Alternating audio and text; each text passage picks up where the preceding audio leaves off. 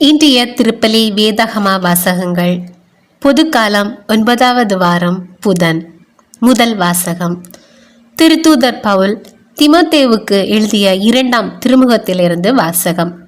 1ஆம் அதிகாரம் 1 முதல் 3 மற்றும் 6 முதல் 12 வரை உள்ள இறைவார்த்தைகள். என் அன்பார்ந்த பிள்ளை தீமோத்தேயுவுக்கு கடவுளின் திருவுளத்தால் இயேசு கிறிஸ்து அருளும் வாழ்வு பற்றிய வாக்குறுதிக்கு ஏற்ப அவருடைய திருத்தூதனான பவுல் எழுதுவது. தந்தையாம் கடவுளிடமிருந்தும் நம் ஆண்டவராம் கிறிஸ்து இயேசுவிடமிருந்தும் அருளும் இரக்கமும் அமைதியும் உரித்தாகுக. என் முன்னுரை போன்று தூய்மையான மனசான்றுடன் கடவுளுக்கு பணியாற்றும் நான் அவருக்கு நன்றி கூறுகிறேன்.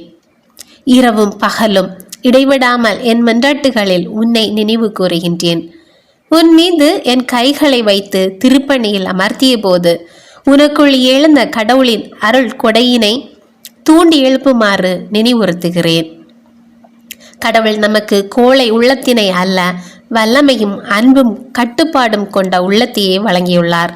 எனவே நம் ஆண்டவருக்கு நீ சான்று பகர்வதை குறித்தோ அவர் பொருட்டு நான் கைதியாக இருப்பதை குறித்தோ வெட்கமடைய தேவையில்லை. கடவுளின் வல்லமைக்கேற்ப நற்செய்தியின் பொருட்டு துன்பத்தில் என்னுடன் பங்கு கொள். அவர் நம் செயல்களை முன்னிட்டு அல்ல, காலங்களுக்கு முந்தைய தமது தீர்மானத்தின்படி கிறிஸ்து இயேசு வழியாக நமக்கு அளிக்கப்பட்ட அருளின்படி நம்மை மீட்டுள்ளார். நமக்கு தூய அழைப்பு விடுத்துள்ளார். நம் மீட்பராகிய கிறிஸ்து இயேசு உலகில் தோன்றியதன் மூலம் இப்போது அருள் வெளிப்பட்டுள்ளது. அவர் சாவை அழித்து அழியா வாழ்வை நற்செய்தியின் வழியாக ஒளிர செய்தார். அந்த நற்செய்தியை அறிவிப்பனாகவும் திருத்தூதனாகவும் போதகனாகவும் நான் ஏற்படுத்தப்பட்டுள்ளேன். இதன் பொருட்டே நான் இவ்வாறு துன்புற்று வருகிறேன். எனினும் வெட்கமுறுவதில்லை. ஏனெனில் நான் யாரிடம் நம்பிக்கை கொண்டுள்ளேன் என அறிவேன். அவர் என்னிடம் ஒப்படைத்ததை இறுதி நாள் வரை காத்திட வல்லவர் என்கின்ற உறுதியான நம்பிக்கை எனக்கு உண்டு. இது ஆண்டவர் வழங்கும் அருள்வாக்கு. இறைவா, உமக்கு நன்றி. பதிலுரை பாடல். பல்லவி. ஆண்டவரே, உம்மை நோக்கி என் கண்களை உயர்த்தியுள்ளேன். விண்ணுலகில் வீற்றிருப்பவரே, உம்மை நோக்கியே என் கண்களை உயர்த்தியுள்ளேன். பணியாளனின் கண்கள் தன் தலைவனின் கைதனை நோக்கி இருப்பது போல என் கண்களை உயர்த்தியுள்ளேன். பல்லவி. ஆண்டவரே, உம்மை நோக்கி என் கண்களை உயர்த்தியுள்ளேன்.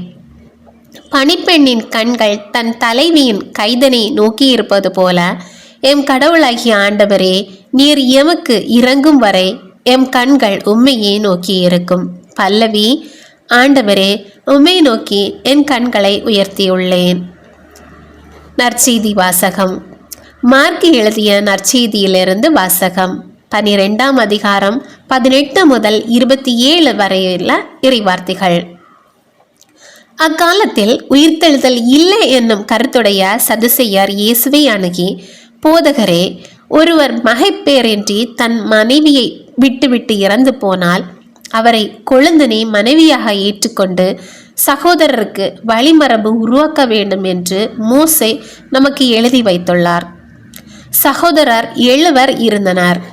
மூத்தமர் ஒரு பெண்ணை மணந்து மகப்பேறின்றி இறந்தார். 2ஆம் அவர் அவரை மணந்து அவரும் மகப்பேறின்றி இறந்தார். 3ஆம் அவருக்கும் அவ்வாறே நிகழ்ந்தது. 7 பேருக்கும் மகப்பேறு இல்லாமற் போயிற்று. அனைவருக்கும் கடைசியாக அப்பெண்ணும் இறந்தார்.